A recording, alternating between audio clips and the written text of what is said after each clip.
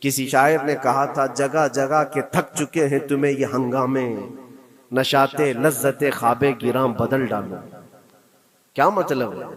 روز ایک ایک ہنگامہ ہوتا ہے، تم کو جگا رہا ہے، اٹھ جا اے مسلمان اٹھ جا، نشاط لذت خواب گراں بدل ڈالو، لمبی فاقہ کش موت سے ڈرتا نہیں ذرا، روح محمدی اس کے بدن سے نکال دو۔ یہ کس کی بات تھی؟ یہ انگریزوں کی بات تھی۔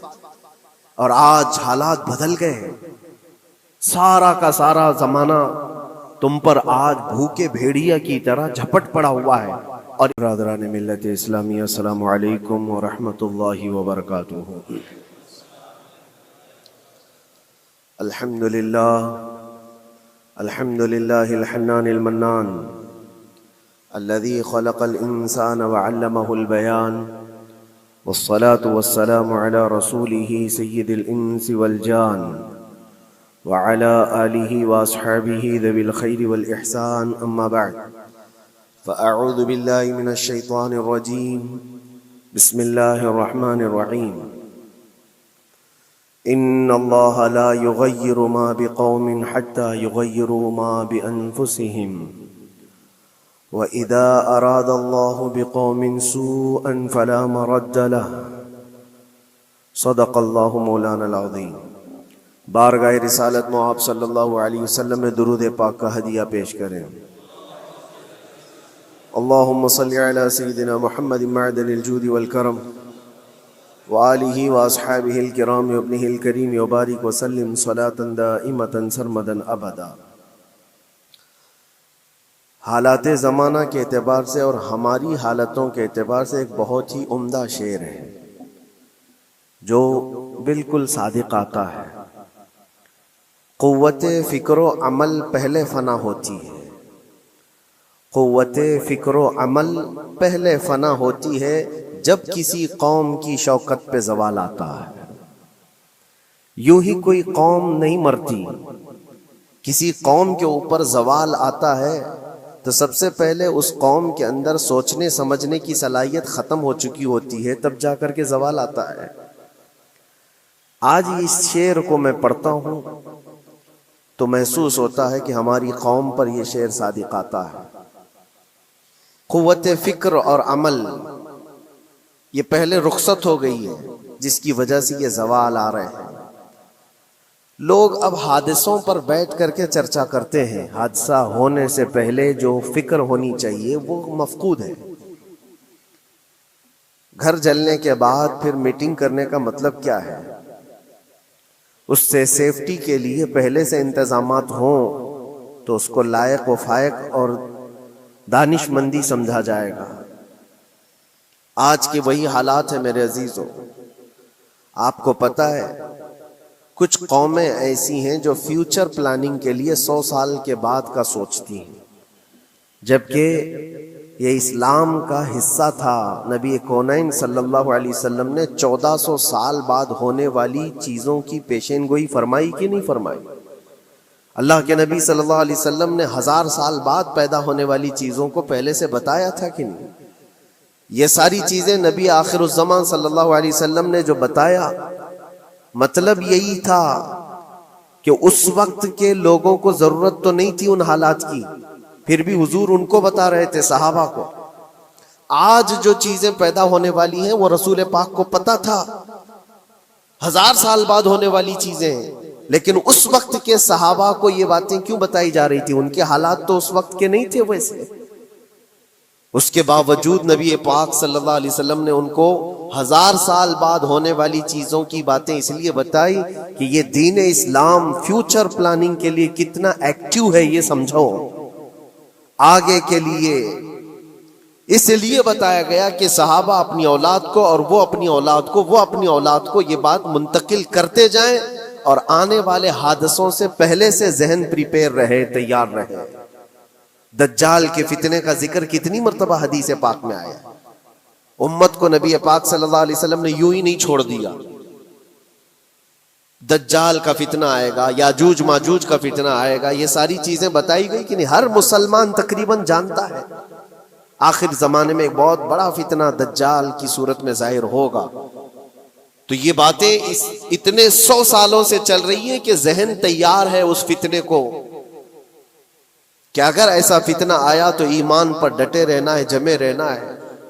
یہ بات ہوتی ہے آگے آنے والے حادثات سے قوم کو باخبر رکھنا۔ آج جو حالات ہیں، جب کبھی کوئی چیز لٹ جائے تو سارے لوگ سڑکوں پر آ جائیں گے، یا پھر کسی نشستگاہ پر بیٹھ کر کے رات بھر میٹنگ کر کے چلے جائیں گے۔ یہ حادثے ہونے کے بعد کے جو حالات ہیں، یہ وہی چیزیں درشا رہی ہیں کہ قوت فکر و عمل فنا ہو گئی ہے۔ قیادت ہمارے ہاں مفقود ہے، کسی ایک قائد کے تحت کوئی ساری قوم آنا نہیں چاہتی۔ آپ کیا سمجھتے ہیں کہ جو ہمارے ساتھ حالات پیش آ رہے ہیں، کبھی مسجدوں کو لے کر، کبھی خانقاہوں کو لے کر، کبھی بزرگوں کے نام کو لے کر، اب ہمارے وقف کی جائیداد کو لے کر، یہ سارے جو معاملات ہیں یہ اچانک آنے والی چیزیں نہیں ہیں۔ بھانپ لیا گیا ہے تمہاری پوری طبیعت کو، تمہارے مزاج کو، کہ فکر و عمل کی قوت ان کی ختم ہو چکی ہے۔ ان کو دو چند چیزوں میں ہی راضی کیا جا سکتا ہے۔ دنیا یہ سمجھ رہی ہے، جس کی وجہ سے کھلواڑ پر کھلواڑ ہوتے چلے جا رہے ہیں، اور ان کو یہ بھی پتہ ہے کہ یہ کچھ نہ کر سکیں گے۔ میرے عزیزو، آپ نا امید اور مایوس نہ ہو کہ ہم سے کچھ نہیں ہوگا۔ اللہ کریم چاہے تو ایک بندے سے بھی پوری دھرتی پر زلزلہ لا سکتا ہے۔ اللہ کریم کی ذات پر یقین اور توکل رکھو۔ سرکار غریب نواز ہندوستان آئے تھے تو بہت بڑی فوج لے کر نہیں آئے تھے، اللہ کی ذات پر بھروسہ کر کے آئے تھے، اور 90 لاکھ لوگوں کے دلوں میں چراغ اسلام جلا دیا تھا۔ وہ یقین اور توکل کے ساتھ آئے تھے۔ آج لوگوں کے دلوں کے اندر جو مایوسی اور نا امیدی ڈالی جا رہی ہے کہ کچھ ہوگا نہیں، ابھی کچھ کرنے سے کچھ نہیں ہوگا، یہ نا امیدی اور مایوسی تمہاری طبیعت میں کیوں آئی؟ کیا تمہارا رب تبارک و تعالیٰ کی ذات پر یقین کمزور ہو گیا؟ اگر یہ اس طرح کی بیماری آئی ہے تو پھر بدر پڑھ لینا۔ جب رسول پاک صلی اللہ علیہ وسلم کے ساتھ وہ صحابہ جا رہے تھے، ان کو اچھی طرح پتا تھا کہ سامنے آنے والی فوج کتنی طاقت لے کر آ رہی ہے۔ 1000 لوگ آ رہے ہیں، ہاتھی گھوڑے ان کے پاس، ہتھیار اور اسباب ان کے پاس ہے، کھانے پینے کی مزے کی ساری چیزیں لے کر کے آ رہے تھے مکہ والے، اور ادھر صحابہ ننگے پیر ہیں۔ 313 کے پاس 4 گھوڑے ہیں، پیدل چلے آ رہے ہیں، چھاؤں لینے کے لیے کوئی جگہ تک نہیں ہے ان کے پاس۔ ایک کھجور کسی کے پاس ہو تو 10 لوگ اس پر اکتفا کر لیں۔ فاقے پر فاقہ کرنے والے وہ صحابہ، لیکن انہوں نے یہ نہیں کہا کہ اللہ کے نبی صلی اللہ تعالی علیہ وسلم سے کہ ہمارے پاس اسباب کی کمی ہے، ہتھیار کی کمی ہے، کچھ نہیں، ہمارے پاس سواری نہیں ہے۔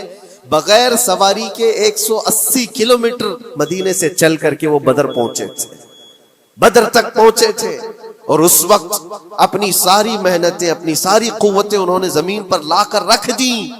پھر بدر کے میدان میں جب پہنچے تب اللہ کریم کی بارگاہ میں دعا کیا تھا میرے مصطفیٰ نے، اے اللہ اگر اس نہتی قوم کو تو نے فتح نہیں دی تو پھر قیامت تک اس روئے زمین پر سجدہ کرنے والا کوئی نہیں ہوگا۔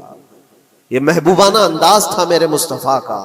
وہ دعا مدینے میں بیٹھ کر کے بھی تو کر سکتے تھے۔ 180 کلومیٹر دور اتنی مصیبت میں دھوپ میں چل کر کے جانے کی کیا بات تھی؟ ننگے پیر صحابہ گئے ہیں، فاقے پر فاقہ کیے ہوئے، وہ مدینے میں بیٹھ کر دعا کرتے تو کیا رحمت للعالمین کی دعا قبول نہیں ہوتی؟ لیکن مصطفیٰ کریم صلی اللہ علیہ وسلم نے یہ مزاج دیا ہے، پہلے فکر و عمل میدان میں لاؤ پھر دعا کرو، اللہ کی مدد آتی ہے۔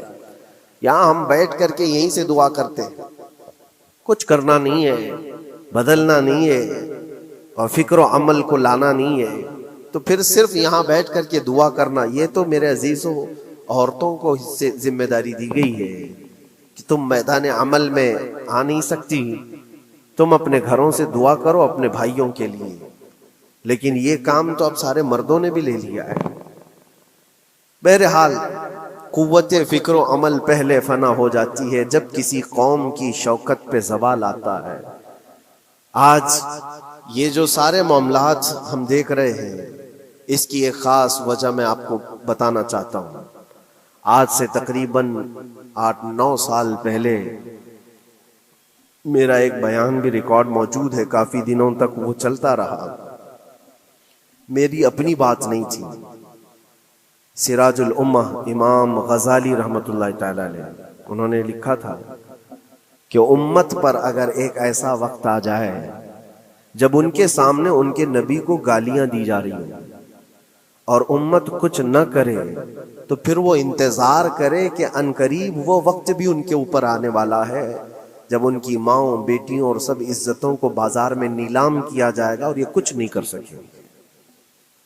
وہ دن آ جائیں گے. بیسک وجہ وہاں سے شروع ہوئی کہ لوگ اپنے عیش و عشرت میں کچھ کمی نہ کر سکے. بارگاہ مصطفیٰ صلی اللہ علیہ وسلم کی گستاخیاں کھلے عام ہوتی رہیں اور اس پر ہم لوگ جس طرح کے حالات دیکھتے رہے. بہت سارے لوگ تو مجھ کو یہ کہتے تھے، مجھ سے یہ کہتے تھے کیا ضرورت ہے آپ کو بولنے کی، حالات دیکھ نہیں رہے آپ؟ ظالمو، تم کو اگر کوئی چھوٹی سی ماں کی گالی دے دے تو تم بپھر جاتے ہو اور اس کے اوپر آسمان توڑنے کی بات کرتے ہو. اور ہم اپنے نبی پاک صلی اللہ علیہ وسلم سے کروڑوں ماؤں سے زیادہ محبت کرتے ہیں. اس رسول پاک صلی اللہ تعالی علیہ وسلم پر کوئی بھونکتا رہے اور اس کا جواب نہ دو، تم یہ کہتے ہو مصلحت ہے، حالات ایسے ہیں یہ. تو پھر اپنا یہ لباس بدل لینا چاہیے، اپنا نام بدل دینا چاہیے. پھر اس دائرہ اسلام میں رہ کر کے مطلب کیا ہے؟ اسی لیے اقبال نے 100 سال پہلے ایک مزاج دیا تھا، ایمان ہے کیا چیز، اسلام ہے کیا چیز. تم کیا سمجھتے ہو داڑھی ٹوپی اور جبے کبے کا نام اسلام ہے؟ اسلام کیا ہے؟ اقبال نے کہا تھا کہ بارگاہ مصطفیٰ صلی اللہ تعالی علیہ وسلم کے قدموں تک اپنے آپ کو پہنچا دو، یہی دین ہے، یہی دین ہے.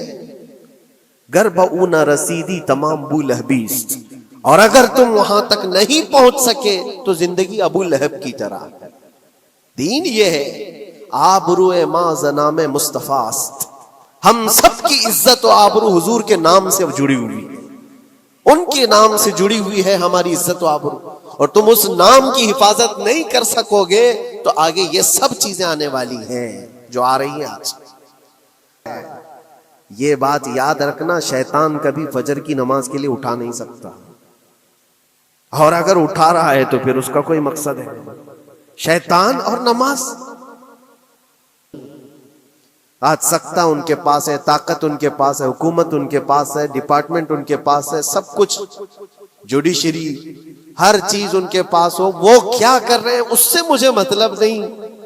میں آپ سے یہ پوچھنا چاہتا ہوں، مجھے رہزنوں سے غرض نہیں، تیری رہبری کا سوال ہے.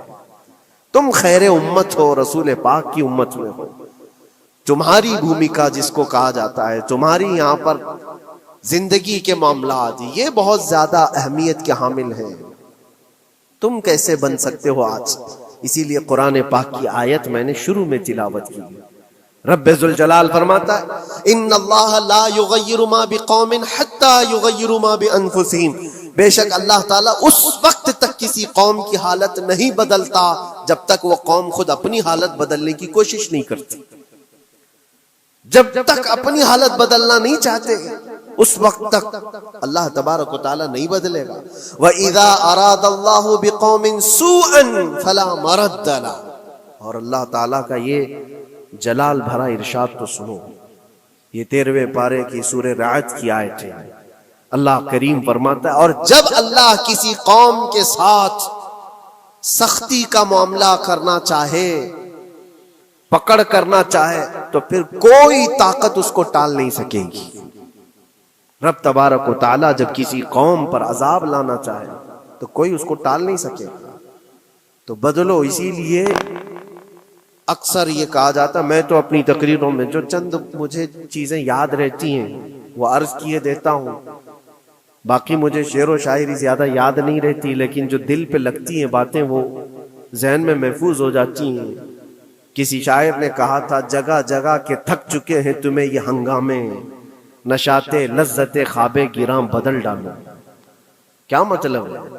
روز ایک ایک ہنگامہ ہوتا ہے، تم کو جگا رہا ہے. اٹھ جا اے مسلمان، اٹھ جا. نشاتے لذت خواب گراں بدل ڈالو.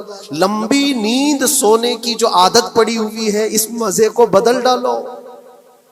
غلط روی سے منازل کا بعد بڑھتا ہے، مسافروں روش کارواں بدل ڈالو۔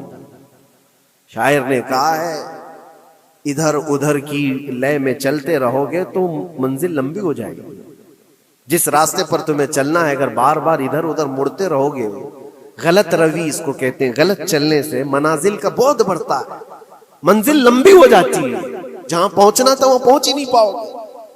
اسی لیے شاعر کہتا ہے مسافروں روش کارواں بدل ڈالو، قافلے کے چلنے کا جو طریقہ ہے اس کو بدل لو تم۔ یہ پوری کی پوری بات ہم پر فٹ ہوتی ہے، چلنے کا انداز بدل ڈالو اے نوجوانوں۔ جہاں کسی کے گھر میں آگ لگی وہ دھواں اٹھ رہا ہو، اور اگر کوئی نوجوان اندر بیٹھ کر کے یہ کہتا ہو کہ یہ ساون کا موسم ہے یا پھر یہ ابر رحمت ہے، تو اس کی سوچ پر ہم کیا کہیں؟ جہاں آج پوری قوم قسم پرسی کے عالم میں ہو، امت محمدیہ کے یہ حالات آج دیکھ رہے ہیں، روزانہ دیکھ رہے ہیں۔ تم شیئر تو کرتے ہو، ہر جگہ شیئر کرتے ہو، اور سارے ریلز پر تم جو دیکھتے ہو ہنگامے روز، صرف ہندوستان کے نہیں پوری دنیا بھر کے فلسطین کے مظلوم بچوں کی لاشیں دیکھتے ہو اور شیئر کر کے آگے بڑھ جاتے ہو۔ ان کی چیخیں، ان کے ڈاک کے ملبے، ان کا ڈھیر، ان کے تباہ و برباد گھر، ایک ایک قبر میں 80 لوگوں کی لاشیں، یہ سب کیا تم نہیں دیکھتے؟ شیئر کر کے آگے بڑھ جاتے ہو۔ یہی تو ہنگامے ہیں جو تمہیں دھگا رہے ہیں، جگہ جگہ کے تھک چکے ہیں تمہیں یہ ہنگامے خود ہی تھک گئے، یہ اٹھتا نہیں ہے۔ ایک دور وہ تھا 100 سال پہلے کا جب یہاں پر موجود انگریز اس قوم کو دیکھ کر یہ کہنے پر مجبور ہو گیا تھا یہ فاقہ کش موت سے ڈرتا نہیں، ذرا بھوکیوں پر بھوکا رہتا ہے لیکن موت سے ڈرتا نہیں۔ روح محمدی اس کے بدن سے نکال دو، روح محمدی ان کے بدن میں تھی، انگریز تھر تھراتے تھے۔ اس قوم کا کوئی جواب ہی نہیں ہے۔ سب سے زیادہ اگر کسی چیز سے ڈرایا جا سکتا ہے تو موت سے، اور یہ قوم ایسی ہے کفن تو اپنے کندھے پر لے کر گھومتی ہے، جہاں موت آ جائے سو جائے۔ یہ فاقہ کش موت سے ڈرتا نہیں ذرا، روح محمدی اس کے بدن سے نکال دو۔ یہ کس کی بات تھی؟ انگریزوں کی بات تھی۔ اور آج حالات بدل گئے ہیں، سارا کا سارا زمانہ تم پر آج بھوکے بھیڑیا کی طرح جھپٹ پڑا ہوا ہے۔ اور ان حالات میں آپ سے سوال کرتا ہوں، ایک طرف تیز آندھیاں چل رہی ہیں، ایک طرف گھر کے اندر آگ لگی ہوئی، ایک طرف بھوک اور پیاس کی شدت ستا رہی ہے، ایک طرف تمہارے بھائی بہنوں کی بیماریاں ستا رہی ہیں۔ جب اتنے سارے معاملات ہو تو اے نوجوانوں بتاؤ تم کیا کرو گے اس وقت؟ رات بھر بیٹھ کر گیم کھیلو گے؟ کیا یہ گیم کھیلنے کا وقت ہے؟ اس نوجوان پر کیا یہ افسوس نہیں ہوتا کہ اس کے پوری امت کے حالات ایسے ہیں کہ بچوں کی چیخیں نکل رہی ہیں اور اس کو پب جی سے فرصت نہیں ہے، ریل بنانے سے فرصت نہیں ہے، یہ مجرے کرتا ہوا گھوم رہا ہے۔ مسجدیں ویران کیوں ہیں؟ خالی کیوں ہیں؟ تم نے مسجدوں کو ویران رکھا تو مسجدیں تباہ ہونے شروع ہو گئیں، دوسروں کی نظر ہونے لگ گئیں اور اس پر لوگوں کی غلط نظریں پڑنے لگ گئیں۔ آ جاؤ اے مسلمانوں میرے مصطفیٰ کریم صلی اللہ تعالی علیہ وسلم کی ہدایات پر۔ ایک بات چیلنج کے ساتھ کہتا ہوں، تمہارا نام اگر نبی پاک صلی اللہ علیہ وسلم کے نام سے جڑا ہے تو یہ چیلنج کے ساتھ میں کہتا ہوں، اس رہتی دنیا میں تمہیں پوری طاقتیں مل کر وہ عزت نہیں دے سکتی جو میرے مصطفیٰ کے قدموں کی وابستگی دے گی۔ کوئی تمہیں عزت نہیں دے سکتا، تمہیں وہیں آنا پڑے گا، اسی پوائنٹ پر آنا پڑے گا جہاں پہنچ کر کے خالد بن ولید نے عزت پائی تھی۔ اسی نقطے پر آ کر جمع ہو جاؤ جہاں عمر پہنچے تھے تو فاروق اعظم بن گئے تھے، اسی نقطے پر آ جاؤ جہاں علی پہنچے تھے تو حیدر کرار بنے تھے۔ ہر ایک کو عزت اسی بارگاہ سے ملی ہے، اور جو کچھ بھی معاملات ہو رہے ہیں اس کی ایک وجہ یہی ہے، ناموس رسالت پر تم نے ہلکے پن کا اظہار کیا تو پھر ہمارے سارے مسئلے داؤ پہ لگ جائیں گے، سارے مسئلے۔ یہ تو وقف ہے، ابھی دیکھو آگے کل تمہاری اذانیں نشانے پر ہیں، تمہاری جماعت کی نمازیں نشانے پر ہیں، تمہاری مسجدیں بھی نشانے پر ہیں کہ تم اپنے گھروں پر بھی جمعہ پڑھ سکتے ہو، چھتوں پر بھی نمازیں پڑھ سکتے ہو. یہ سب معاملات آئیں گے. برقع، حجاب، ٹوپی، داڑھی ویسے ہی چل چکے ہیں مسئلے. ہر چیز نشانے پر ہے. ارے تمہارے کھانے بھی نشانے پر ہے. تم کیا کھاؤ گے، کیا بچاؤ گے، یہ بھی نشانے پر ہے. یہ سارے مسائل صرف اسی بنیاد پر ہے. قوت فکر و عمل پہلے فنا ہوتی ہے جب کسی قوم کی شوکت پہ زوال آتا ہے. اور یہ ایک بات یہ بھی میں بتا دوں، اقبال نے سچ کہا تھا، ان کے جو ہم غلام تھے خلق کے پیشوا رہے، ان سے پھرے جہاں پھرا پھر آئی کمی وقار. جو کچھ بھی ہوا ہے ہماری عزت و وقار میں کمی کا مسئلہ ان سے پھر جانے کی وجہ سے. نبی پاک سے تم دور ہوئے، یہ عزتوں اور وقاروں میں کمی ہے. عجیب سی بات نہیں ہے، یہ دوگلا پن نہیں ہے. میں ان نوجوانوں سے پوچھتا ہوں، نبی پاک صلی اللہ علیہ وسلم سے سچی محبت کا اظہار کرتے ہو، حضور سے اپنی جان سے زیادہ محبت کی بات کرتے ہو، لیکن جب ان کے اخلاق کی بات کی جائے تو تمہیں اخلاق ان کے پسند نہیں ہے. حضور پاک کا چہرہ نہیں پسند ہے، حضور پاک کے لباس تمہیں نہیں پسند ہے، تو پھر کون سی محبت کی بات کرتے ہو؟ اللہ کے رسول صلی اللہ تعالی علیہ وسلم سے تم بے انتہا محبت کی بات کرتے ہو. پھر وہ محبت کا تقاضا یہ ہے کہ تمہاری ظاہری زندگی میں بھی تو نظر آئے کچھ. محبت کا تقاضا یہ ہے. تم شرما جاتے ہو، دنیا کیا کہے گی مجھے، دنیا کیا کہے گی، دقیانوسی کہے گی، فنڈامنٹل کہے گی، پرانے زمانے کا کہے گی. میں چہرے پر داڑھی رکھ لوں تو لوگ مجھے پتہ نہیں کیا کیا کوسیں گے.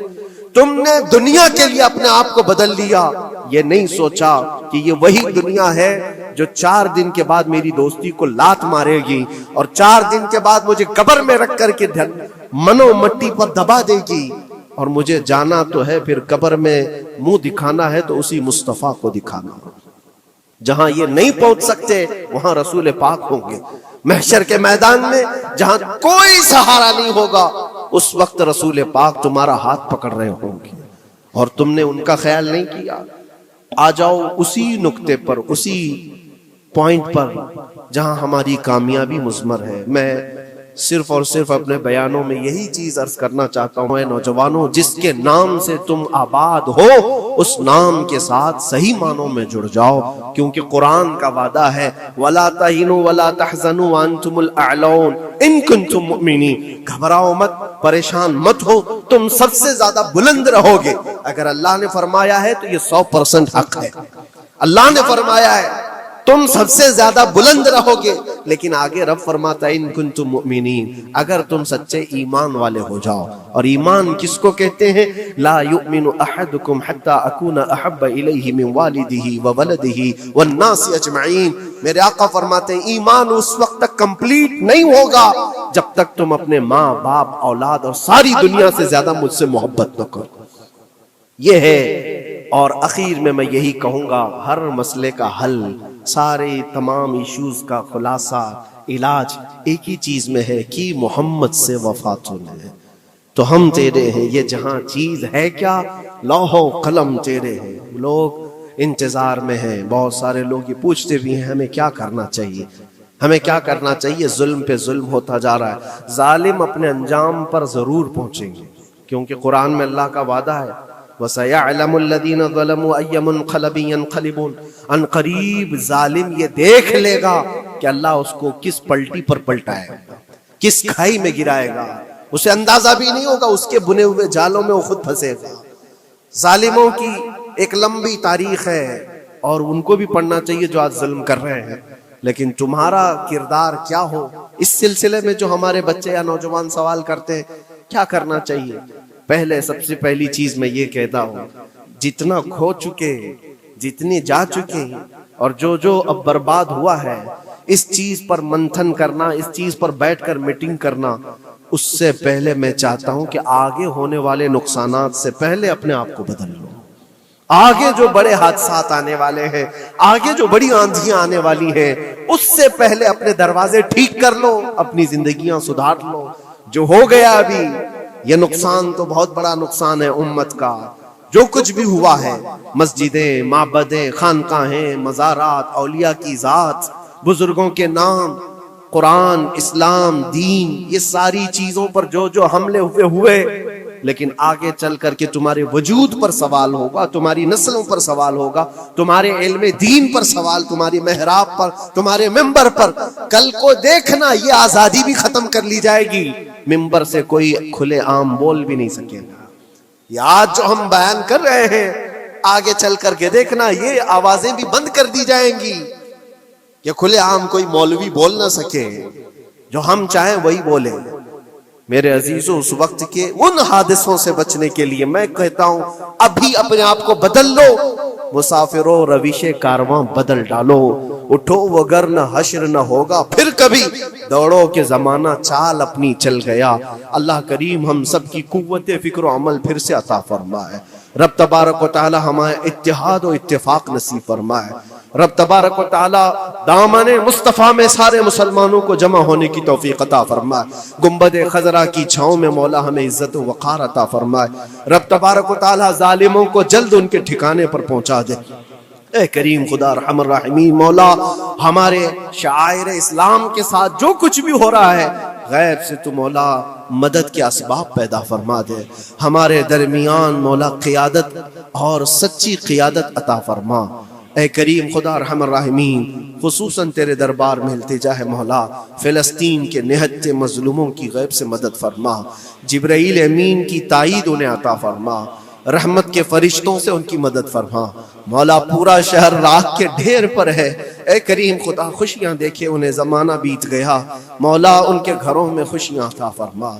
اے اللہ ان بلکتی ہوئی ماؤں کو، ان کی جو گودیں اجاڑ دی گئی ہیں، ان کے گھر جو برباد کیے گئے ہیں، ان کے شہیدوں کو قبول فرما، ان کے زخموں کو مولا تو شفا عطا فرما۔ اے کریم خدا خصوصیت کے ساتھ ان کے، ہمارے اور تیرے دشمنوں کو ہلاک و برباد فرما دے، ان کی زمین ان کے لیے تنگ فرما دے۔ ربنا وآتنا ما وعدتنا على رسلك ولا تخزنا يوم القيامة انك لا تخلف الميعاد برحمتك يا ارحم الراحمين۔ وآخر دعوانا الحمد لله رب العالمين۔